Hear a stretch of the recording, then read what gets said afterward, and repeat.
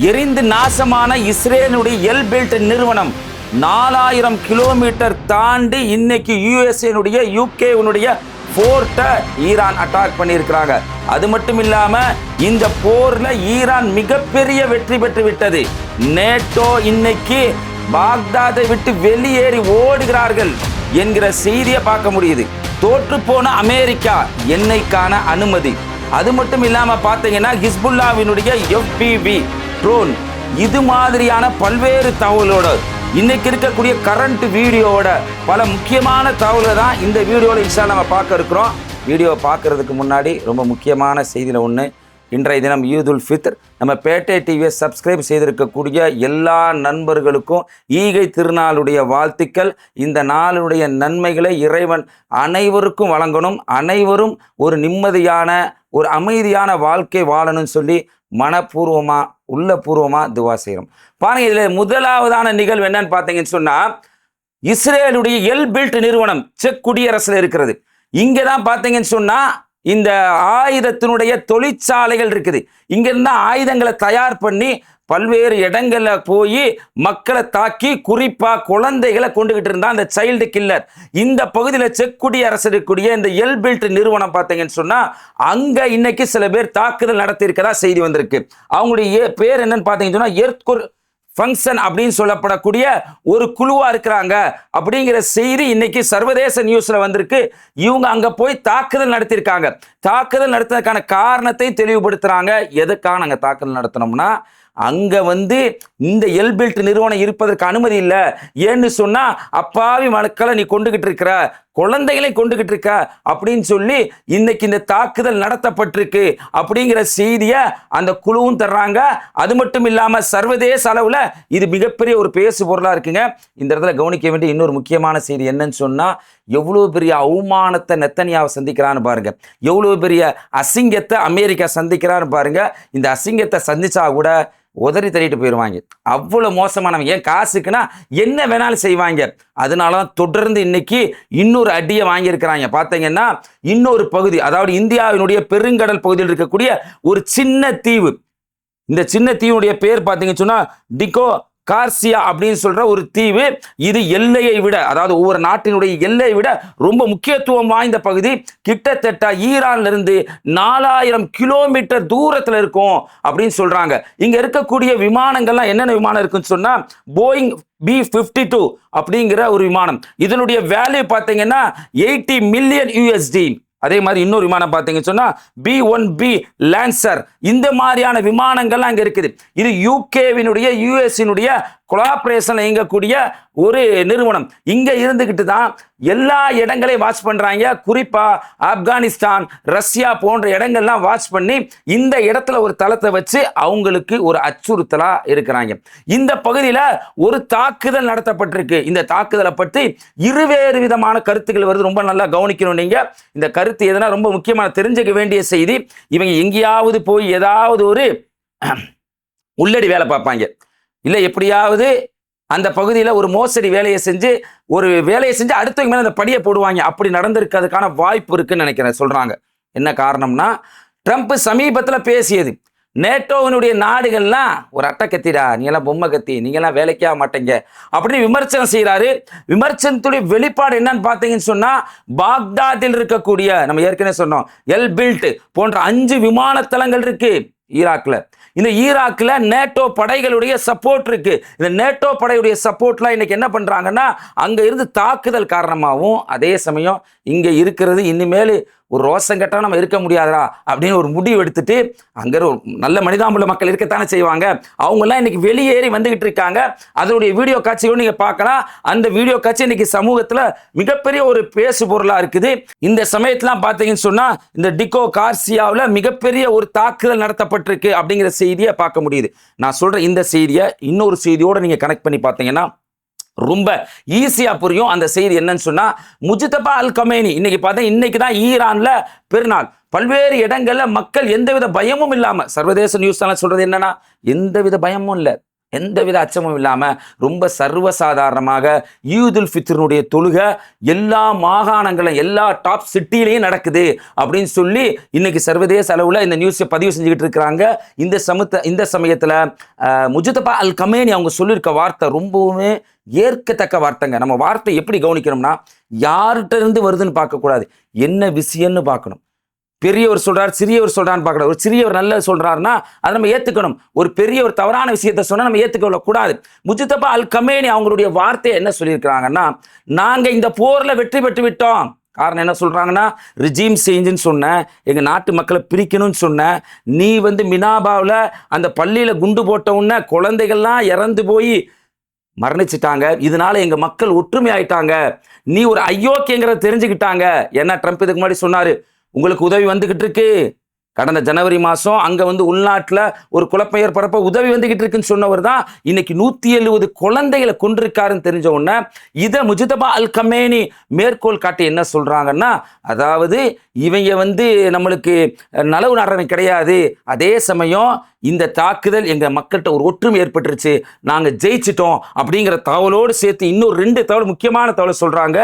நாங்க துருக்கியின் மீதோ, நம்ம கடந்த வீடியோல பேசியிருந்தோம், துருக்கியில தாக்குதல் நடத்தப்பட்டதை பத்தி IRGC மறுக்கிறாங்க, அதை நாங்க ஏற்றுக்கொள்ளவே இல்லைன்னு சொல்லிட்டு அதனுடைய ஸ்போக் பேர்சனா இருக்கக்கூடிய இப்ராஹிம் ஜுல்ஃபிகர் தகவலை சொன்னாங்க.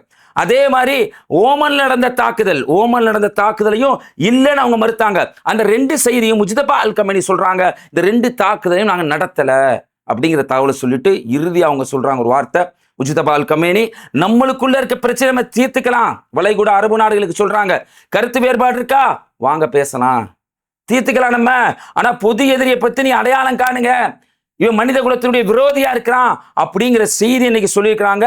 உண்மையிலேயே வரவேற்கப்பட வேண்டிய செய்திகள் இது ஒண்ணுங்க. தொடர்ந்து தோர்த்து கொண்டிருக்கும் அமெரிக்கா இன்னைக்கு ஒரு செய்தியை வெளியிட்டிருக்காங்க. என்னன்னு சொன்னா, ஈரான் நீங்க உங்க ஆயில நீங்க வித்துக்கலாம், நாங்க சர்வதேச அளவில் உங்களுக்கு தடை விதிச்சிருந்தோம்ல, அந்த தடையை நாங்க டெம்பரவரியா நாங்க அதை நீக்கிறோம், நீங்க வித்துக்கலாம் அப்படிங்கிற ஒரு செய்தியை சொல்லியிருக்கிறாங்க.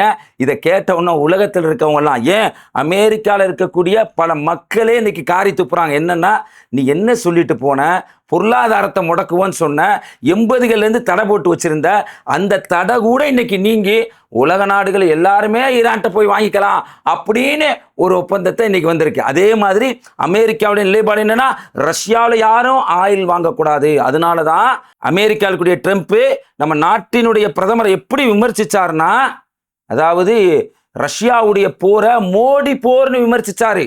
சங்கிய எவனுமே வாயை திறக்கல. இன்னைக்கு ரஷ்யாவிலையும் போய் நீங்க ஆயில் வாங்கிக்கலாம் அப்படின்னு ட்ரம்ப் சொல்லியிருக்க இந்த விஷயம் உலகத்து அளவுல மிகப்பெரிய அளவுல அமெரிக்காவுக்கு ஒரு தோல்விதான் ஏற்பட்டிருக்கு. தொடர்ந்து பார்த்தீங்கன்னா இஸ்ரேலுக்கு 3 புறங்கள்ல இருந்து செம்மத்த அடி விழுகுதுங்க, அப்படிதான் சொல்லணும். செம்மடி அது அல்லையில குத்துறதுவாங்கல்ல, அது மாதிரி இன்னைக்கு ஹிஸ்புல்லா தரப்புல இருந்து அவங்க ஏவி இருக்கக்கூடிய ஒரு ட்ரோன், அதோடைய பேர் பார்த்தீங்கன்னா FBV அப்படின்னு சொல்றாங்க. இந்த ட்ரோன் எப்படின்னா ஃபுல் பார்த்தீங்கன்னா ஃபுல் பார்த்தீங்கன்னா அது ஒரு பிளாஸ்டிக்கு, இது ரேடார்ல கண்டுபிடிக்க முடியாது. இந்த ட்ரோனை வச்சு நாங்க அடிச்சிருக்கோம். எந்த பகுதியில் அடிச்சிருக்கோம்னு சொன்னா அவங்களுடைய நேவி ஃபோர்ஸ் இருக்க பகுதியில் நாங்க அடிச்சிருக்கோம் அப்படிங்கிற தகவலை சொல்லியிருக்காங்க. இந்த நேவி ஃபோர்ஸ் எங்க இருக்குன்னு பார்த்தீங்கன்னு சொன்னா இஸ்ரேலுடைய வடக்கு பகுதியில் இருக்கு அப்படிங்கிற செய்தி நம்மளுக்கு கிடைச்சிருக்கு.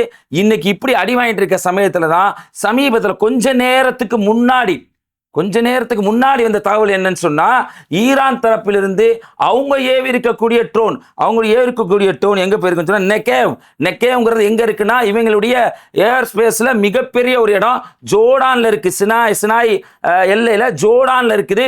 அந்த பகுதிகளை இவங்களுடைய ராணுவ தளவாடங்களை நியூவா இப்பதான் ஃப்ரெஷ்ஷா கட்டமைச்சுக்கிட்டு இருந்தாங்களா, ஃப்ரெஷ்ஷா கட்டமைச்சுக்கிட்டு இருக்க அந்த இடத்துல இன்னைக்கு பார்த்தீங்க சொன்னா ஈரான் ஒரு அட்டாக் பண்ணியிருக்காங்க. அதை தொடர்ந்து பார்த்தீங்கன்னா முதல் முறையாகங்க ஈராக்கில் இருக்கக்கூடிய ஈரான் ஆதரவாளர்கள் ஒரு ட்ரோன் அட்டாக்க இஸ்ரேலின் பக்கம் நடத்தியிருக்கிறாங்க. அதாவது ஈராக்கில் இருந்து இஸ்ரேலில் இருக்கக்கூடிய பகுதிகளில் பல பகுதிகளில் அவங்களுடைய இராணுவ தளவாடங்களை அவங்களுடைய உள்கட்டமைப்புகளை மையப்படுத்தி இன்னைக்கு மிகப்பெரிய ஒரு தாக்குதல் நடத்தியிருக்காங்க அப்படிங்கிற செய்தியும் இன்னைக்கு உலக தளவுல பேசு பொருளா இருக்கு. நம்ம தெரிஞ்சுக்க வேண்டிய செய்திகள் ஒன்றாவும் இருக்கு. இவங்க என்ன முடிவு எடுத்தாலும் அது எல்லாமே ஏடா உடமா முடியுது, இல்லாட்டி தோல்வியில முடியுது, மண்ணை கவுறாங்க. பார்த்தீங்க நம்ம 2 நாளைக்கு முன்னாடி வீடியோவில் சொல்லியிருந்தோம், ஜப்பானுடைய பிரதமர் தங்காச்சி வந்து ட்ரம்ப்கிட்ட பேசினாங்க, ஃப்ளவர்லாம் கொடுத்தாங்க, இவங்க எல்லாம் ஆக்ஷன் பண்ணி எப்படியாவது நாங்கள் உங்களுக்கு அங்கேருந்து ஆயில் எடுத்துகிட்டு வந்துடுறோம் அப்படின்னு சொல்லிக்கிட்டு இருக்கும் போதுதான் அப்பாஸ் அராக்சியா, அதாவது ஈரானுடைய வெளியுறவுத்துறை அமைச்சர் அப்பாஸ் அராக்சியா வந்து ஒரு சிறப்பான சம்பவத்தை செஞ்சிருக்காரு. டைரக்டா ஜப்பான்கிட்டே பேசி நீங்களே போலாம்ப்பா, உங்களுக்கு எந்த பிரச்சனையும் இல்லை, அவனுக்கு அனுமதி கொடுக்காதீங்க, எங்கள் நாட்டில் இருக்க குழந்தைகள்லாம் கொல்றான் அப்படிங்கிற மாதிரி ஒரு தகவலை செஞ்சு அவனை மண்ணை கவ வச்சிருக்கிறாங்க. இதுக்கடையில் பார்த்தீங்கன்னா ஸ்பெயின் மக்களே, உண்மையிலே நீங்கள் ஸ்பெயினுக்காக வேண்டி உங்களுடைய வாழ்த்துக்களை தெரிவிக்கணும். இது பேட்டை டிவியினுடைய அன்பான வேண்டுகோள்.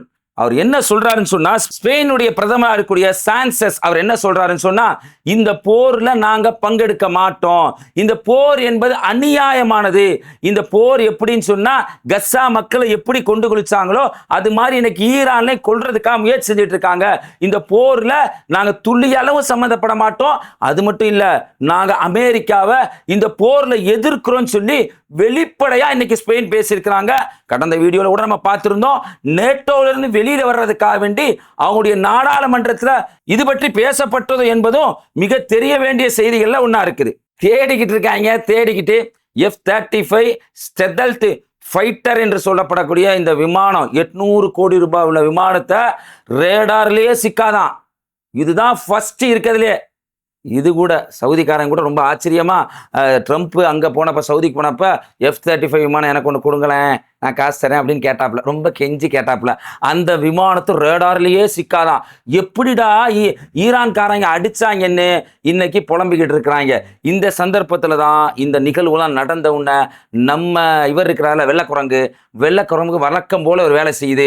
அதனுடைய பார்வையை ஏற்கனவே கியூபா பக்கமும் கிரீன்லாந்து பக்கம் திருப்பின ஆள்க இதுக்கு முன்னாடியே கொலம்பியா பக்கம் திருப்பியிருந்தாங்க.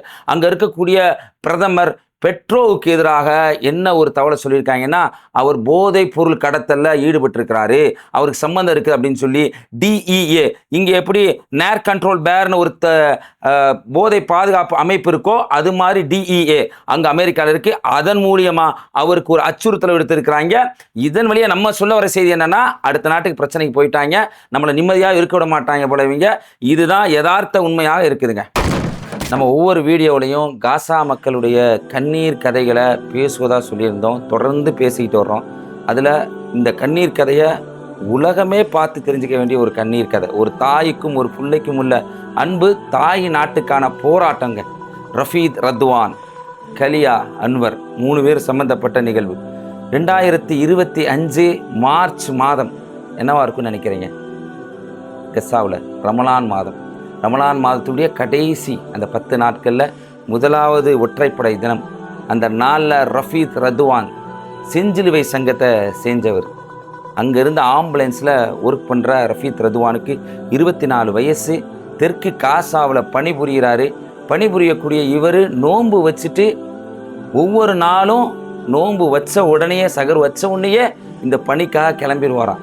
கிளம்புறப்ப இவருடைய தகப்பன் அன்வர் என்ன செய்கிறாருன்னா, இவர் போகக்கூடாதுங்கிறதுக்காக சில வேலைகளை செய்வாராம். என்னன்னா, நைட் நேரத்தில் வர்றப்ப ரஃபீத் ரத்வான்ட்ட அதிக நேரம் பேச்சு கொடுப்பாங்களாம், தூங்க விடாமல் அதிக நேரம் பேச்சு கொடுத்தா என்ன ஆகும், நைட்டில் ரொம்ப நேரம் முழிச்சிருக்க வேண்டியது வரும், பகலில் வேலைகளை செய்ய முடியாது, ஒரு டயர்ட்னஸ் வந்துடும், தூங்கிடுவார். அப்படிங்கிற எண்ணத்தில் அன்வர் இப்படி செய்வார்னா, காரணம் என்னென்னா போனால் உயிருக்கு உத்தரவாதம் இல்லை அப்படின்னு. ஆனால் இதெல்லாம் செஞ்சால் கூட தாய் காலியா சொல்கிறாங்க, காலைல எந்திரிச்சு பார்த்தா ரஃபீத் ரத்வான் இருக்க மாட்டார். ஒவ்வொரு நாள் அவர் வந்து எங்கிட்ட பேசுவார். என்ன பேசுவார்னா, ஒரு உடம்பெல்லாம் ரத்தம் இருக்கும், இந்த ரத்தத்தினால் இருந்த மக்கள் இவங்கம்மா, நான் மக்களுக்காக ஹெல்ப் பண்ணுறேம்மா, மக்களுக்காக நான் உதவி செய்கிறேம்மா அப்படின்னு சொல்லுவார். அவர் சொல்கிற சொல்லலாம் எங்களுக்கு மிகப்பெரிய அளவுக்கு ஒரு கஷ்டமாக இருக்கும். இதெல்லாம் பார்க்குறப்ப என் பிள்ளைக்கு எதாவது ஆயிருமா அப்படின்னு நான் பயந்த மாதிரியே நடந்துருச்சு. கிட்டத்தட்ட பார்த்தீங்கன்னா இந்த 2025 மார்ச் மாதம் 21வது நோன்பு. அந்த சமயத்தில் காலையில் அம்மா எந்திரிச்சு வந்து பார்க்குறாங்க ரஃபீத் ரத்வான் இருக்காரான்னு. அதுக்குள்ளே பணி கிளம்பிட்டார். 4 மணிக்கு ஒரு அழைப்பு வருது காலையில். ஆம்புலன்ஸில் காப்பாற்ற போனவங்க, தெற்கு காசாவுடைய தல் அல் சுல்தான் அப்படிங்கிற பகுதியில் ஆம்புலன்ஸில் காப்பாற்ற போனவங்க ஆம்புலன்ஸோடு காணா போயிட்டான்னு ஒரு செய்தி வருது. அதை நோக்கி இன்னொரு ஆம்புலன்ஸ் போகுது. அதுதான் ரஃபீத் ரத்வான் போகிறாங்க. 24 வயசு, இன்னும் திருமணம் ஆகலை. போனால் அந்த சமயத்தில் ஒரு வீடியோ எடுக்கிறாரு, என்ன நடக்குதுங்கிறத. முதல்ல போனவங்க அவங்களுடைய ஆம்புலன்ஸ்லாம் சுட்டு கொல்லப்பட்டு அவங்க இறந்து போகிறாங்க. அதுக்கு அடுத்தபடியாக இவர் ஆம்புலன்ஸில் போகக்கூடிய அந்த வீடியோ அப்படியே எடுத்துக்கிட்டே போகிறாரு. இவரும் சுட்டு கொல்லப்படுறாரு. கொல்லப்படக்கூடிய அந்த சமயத்தில் அப்படியே தன்னை வீடியோ எடுக்கிறார், படுத்துக்கிட்டே வீடியோ எடுக்கிறாரு. அம்மா என்னை மன்னிச்சிருங்க, அம்மா என்னை மன்னிச்சிருங்க, லா இலாஹ இல்லல்லாஹ் முஹம்மது ரசூலுல்லாஹ் அப்படின்னு சொல்லிட்டு அந்த வீடியோ எடுத்து அப்படியே அதை பாக்கெட்டில் வைக்கிறாரு. இறைவனோட ஏற்பாடை பாருங்கள். கடைசியில் அவர்களை அப்படியே தூக்கி உள்ளே புதைக்கிறாங்க. ஆம்புலன்ஸை நச்சு பூமிக்குள்ளே தோண்டி புதைக்கிறாங்க. இந்த சம்பவம் நடந்து 10 நாளாயும் அந்த பகுதியில் யாருமே அனுமதிக்கப்படலை. தொடர்ந்து அந்த தாய் காலியா போய் கேட்குறாங்க, என் பையனுக்கு என்னாச்சு, என் பையனுக்கு என்னாச்சு. எந்த தகவலுமே கிடைக்கல. ஆனால் காலியா சொல்கிறாங்க, எப்படியாவது என் புள்ள கைது செய்யப்பட்டு உயிரோடு வாழுவான் அப்படிங்கிற எண்ணத்தில் நான் இருந்தேன். ஆனால் எல்லாமே இல்லாமல் போச்சு, எல்லாமே அது பாழாக போச்சு. அவனுடைய வீடியோவை நான் எடுத்து பார்த்தேன். கடைசியில் ஒரு கட்டத்தில் ரஃபீத் ரத்வானுடைய உடல் கொண்டு வரப்படுது, எல்லாமே கொண்டு வரப்படுது. இந்த தாய் சொல்கிறாங்க, அப்படியே உள்ளத்தை தச்சு பலந்த மாதிரி இருந்துச்சு. அவன் போய் வீடியோ அவனை பார்க்குறேன், அவனுடைய காட்சியை அவன் வீடியோ எடுத்து காட்டுறாங்க. அந்த ஃபோட்டோவை பார்த்தீங்கன்னா உங்களுக்கு தெரியும். ரஃபீத் ரத்வான் பேசுகிற அம்மாட்ட, அம்மா என்னை மன்னிச்சிருங்கம்மா, நீங்கள் சொன்னீங்க அம்மா என்னை மன்னிச்சிருங்க, நான் இந்த மக்களுக்காக சேவை பண்ண போனேன், என் உள்ளத்தை தூய்மையாக வச்சுக்கணும்னு ஆசைப்பட்டேன், இறைவன்ட்ட இதுக்கான கூலிய கிடைக்கும் அப்படின்னு ரஃபீத் ரத்வான் சொல்லிக்கிட்டே இருக்கிறாரு. அவங்க அம்மா அப்படியே அந்த வீடியோ பார்த்துட்டு அவங்க அம்மா அழுதுகிட்டே சொல்கிறாங்க, இப்போ நான் உன்னை மன்னிச்சிட்டேன்ப்பா அப்படின்னு சொல்கிறாங்க. இதுக்கப்புறம் அந்த தாய் முடிவு எடுக்கிறாங்க. இதுக்கு முன்னாடி என்ன தாய் முடிவு எடுத்தாங்க, மகனை அனுப்பக்கூடாது, மகன் இது இந்த இடத்துக்கு போகக்கூடாது, ஏன் மகனுடைய உயிர் போயிடும் அப்படின்னு நினச்ச தாய் மறுபடியும் இந்த மகனுடைய அந்த உள தூய்மை, மக்களுக்காக ஹெல்ப் பண்ண நினச்சது, கலிமாவை ஷகாதாவை மொழிஞ்சே அவங்க இறந்து போனது, இதெல்லாம் பார்த்துட்டு காலியாக முடிவு எடுக்கிறாங்க. தன்னுடைய 2 பசங்க, அடுத்த 2 பசங்க, அப்துல் ஜவ்வாத் 13 வயசு, சுலைமான் 11 வயசு, அப்பா நீங்கள் உங்கள் அண்ணனை மாதிரியே வழியை பின்பற்றணும், மக்களுக்காக நன்மை செய்யணும், நீங்கள் இறைவனுடைய பாதையில் இறந்தாலும் பரவாயில்ல, நன்மை செஞ்சு மக்களுக்கு அப்படின்னு அந்த தாய் முடிவெடுக்கிறாங்க. உலகத்தளவில் மிகப்பெரிய அளவுக்கு பேசு பொருளாக இருந்த ஒரு விஷயங்க. அந்த தாய்க்கும் அந்த மகனுக்கும் இருந்த உறவாடல் மிகப்பெரிய உறவாடல். அது மட்டும் இல்லை, இந்த வீடியோ தான் நெத்தனியாவுக்கு சிறுபடியாக இருந்துச்சு உலகத்தளவில். ஏன்னா நெத்தனியா என்ன சொன்னான்னா, நாங்கள் ஆம்புலன்ஸை நெசுக்கலை, அவங்க லைட்டு போடாமல் வந்தாங்க, இப்படி நினச்சி அப்படி நினச்சி போய் சொன்னால், இந்த வீடியோவில் அவங்க ஆம்புலன்ஸ் வந்ததும் அதில் லைட்டு போட்டு வந்ததும் எல்லாமே காட்சி பொருளாக காட்டப்பட்டது. அந்த காட்சியின் வழியாக பல தகவலை சொன்னாங்க. என்னைக்கு அவருடைய பாடி கிடச்சிச்சின்னு சொன்னால், எல்லாம் அந்த குடும்பத்துக்கு அருள் செய்யணும். அந்த பிள்ளையும் அந்த தாயும் மறுமையில் ஒன்றா இருக்கிறதுக்கு நம்ம துவா செய்யணும். ஈதுல் ஃபித்ர் அன்னைக்கு, நோன்பு பெருநாள் அன்னைக்கு அந்த தாய்க்கு அந்த உடல் கிடைக்குதுன்னா எப்படிப்பட்ட மனநிலை. இதனால தான் சகோதரர்களை பார்க்கக்கூடிய சகோதரிக்கு நம்ம ஒரு செய்தி சொல்லிக்கிறோம். இஸ்ரேலை நம்ம ஏன் விமர்சிக்கிறோம், அமெரிக்காவை நம்ம ஏன் விமர்சிக்கிறோம்னா, இந்த மாதிரி கேவலமான மனித இனத்தினுடைய படுகொலையாளர்களாக இருக்கிறாங்க.